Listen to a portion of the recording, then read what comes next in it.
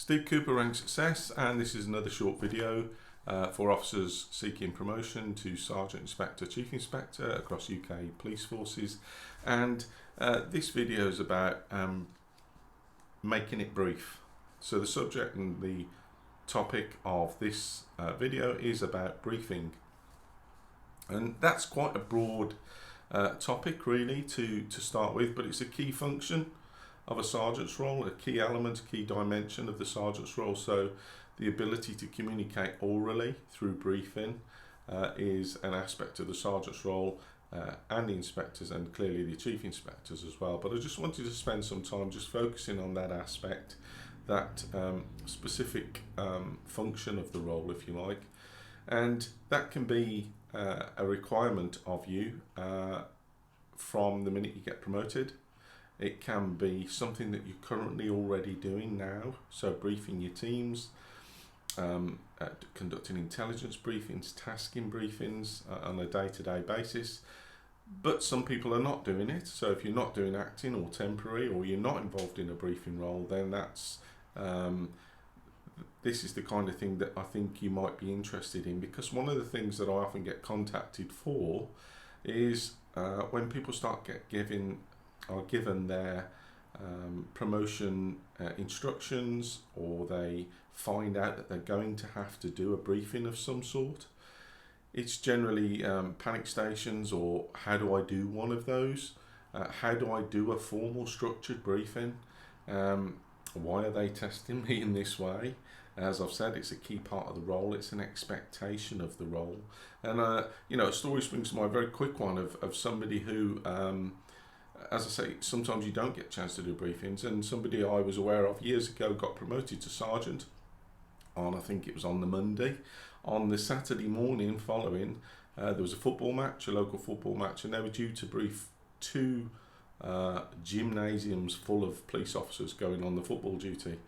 And only then did the supervisors find out, or did people discover, that individual, although promoted to sergeant, had never delivered a briefing ever. Operationally, they'd been present at a few, but had never delivered a briefing. Can you imagine how that would feel? Having to do that, it's terrifying if you haven't done it. And to a certain extent, when you get asked to go into a promotion selection process, and part of your process is to deliver a briefing on a scenario you're given, it's an expectation that you can do it. It's an expectation that you will do it, and because it's part of the role, it's not unreasonable really to want to get a snapshot for a board, a panel, to get a snapshot of you delivering a briefing. So a modicum of confidence, an idea of a model or a structure and a way to do it, and the ability to think on your feet, to take questions. So you may well find yourself delivering a presentation ahead of an interview, so just before your interview, and then when you've delivered your presentation or your briefing, you will then be asked to remain there, stand there while you get asked a few questions. So yeah, it's a challenging kind of ordeal, if you like, if you're going to describe it that way. But it's also, as I say, a function, a dimension of the role that before you choose to go for promotion, or when you know you're going for promotion, you've got a process. It's something that you can start practicing now. So, sometimes it's a scenario you get given, maybe a media briefing. You've got to brief the media on an issue. You might have to deliver a team briefing in relation to a scenario. You get given some information, you've got to go and deliver a team briefing. So this video really is to ask you, how would you do that now? What method, what model would you adopt for doing it? And there are lots of different ways in which you can do it. And so, starting to think about, what you do, briefing, that's fine. Lots of officers tell me, well, look, this is what I do. I brief my staff, or I briefed my staff. And what I'll say to people sometimes is, okay, how did you brief them? And they sometimes say, well, sorry, Steve, what do you mean? How did I brief them? I just brief them.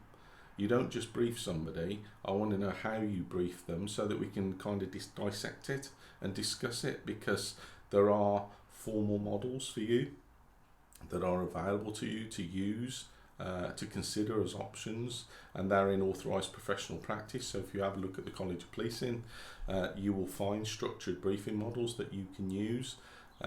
Some of you may be very familiar with some of them. What I generally find is people going for promotion, even if they are delivering briefings operationally, even if they're being briefed operationally, it suddenly just evaporates, a bit like writer's block. It suddenly vamooses from their head that actually they already know a formal structured briefing model that they can use and that they can implement in a briefing scenario. So just to recap, it is part of a sergeant's role to brief. It's an expectation of you that you will do it. If you get away without having to do it on a promotion selection process, that's fine. You're unlikely to kind of get away with it for the rest of your career as a sergeant. So there's nothing wrong in getting used to thinking through this now ahead of a promotion process, understanding it as part of the sergeant's role. And there are a number of other elements and dimensions of the sergeant's role which you will find in my digital toolkits.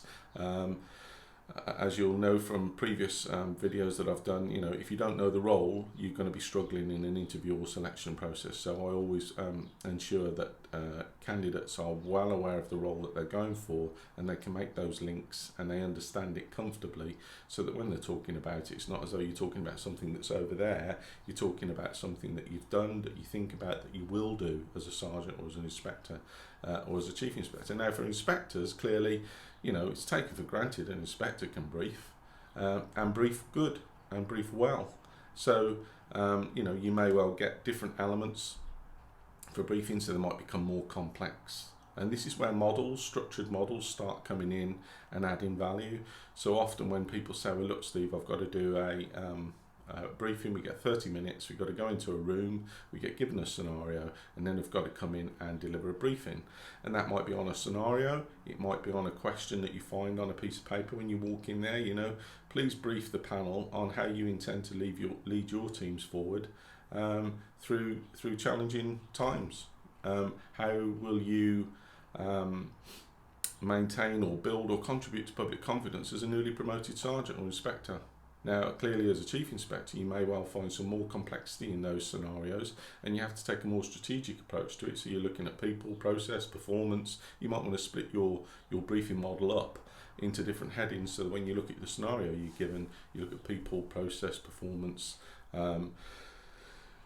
etc., and resources, etc. So there are lots of ways in which you can approach briefing, but what we're here really to talk about is the fact that you do have to think about briefing. It's a part of a role. It starts with sergeant. It's clearly embedded in the inspector and chief inspector. Oral communication is linked to trust and leadership. So that's why it's important. And as I say, what I just wanted to do is just start going through a couple of those models with you, and I'm going to do that in the subsequent videos to this, because this is just a very short video just to kind of introduce you to making it brief. So I'm trying to make it brief in this, but I just wanted to plant the seed with you around the importance of briefings.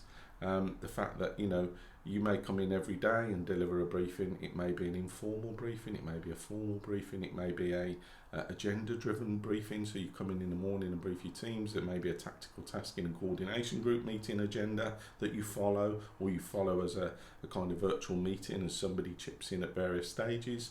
There may be a force structured agenda meeting, and you may find yourself briefing or being involved in briefing on a day-to-day basis.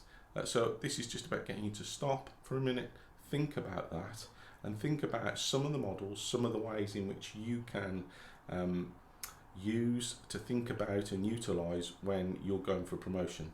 Because although there are structured models in place and you're surrounded by them effectively in the workplace, I always try and encourage people to don't take them at face value. They can be chopped, they can be changed, they can be added to, altered or amended, and that's where you really start getting into being flexible. So rather than walking into a assessment process or a task to deliver a briefing, instead of going in there and reacting to what you're given, you can walk in there with some ideas, some thoughts, some mnemonics, some models up here in your head that you can really kind of start looking at and saying, well, look, this is a scenario I've got.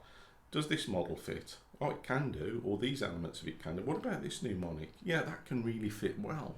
And I can start mixing and matching these around. So it's about doing that work now, this side of a promotion process, to enable you to kind of hit the ground running when you walk into a scenario like that. You're not reacting, and you can actually get stuck in and start delivering a briefing. So in the next video, I'm going to be talking about a certain model. I'll do another model in the other video, and perhaps another model in another video to follow. But I'll call them making it brief, and hopefully you'll find them useful. Certainly food for thought, and you can start giving that attention to this aspect of preparation before you need to. Okay, I'll be back with another model, another video, sorry, shortly. Don't forget there's 20% code RS Guides 20 off any of my guides, downloadable products, masterclass video, and I'll get you 20% off any of them. I'll be back with another briefing video shortly. Thank you.